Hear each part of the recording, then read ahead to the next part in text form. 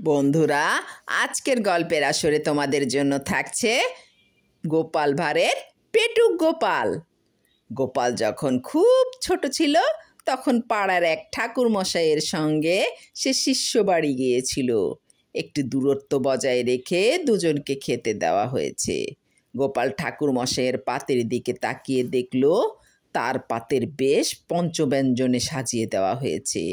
বালক গোপাল এটা কিছুতেই মেনে নিতে পারল না। এক যাত্রায় পৃথক ফল হবে কেন? সে একটা ফন্দি আঁটল। ঠাকুর মশাই স্নান সেরে ফিরে এলেই গোপাল দুটো পাতেই হাত ঠেকিয়ে বলল, ঠাকুর মশাই, আপনার পাত এটি না ওটি?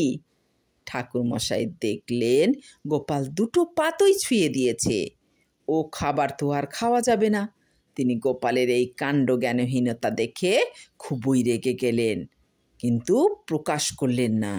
তিনি বললেন, বাবা গোপাল, দুটি পাতই তোমার, তুমি মনের আনন্দে গেলো, ও খাবার আমার চলবে না।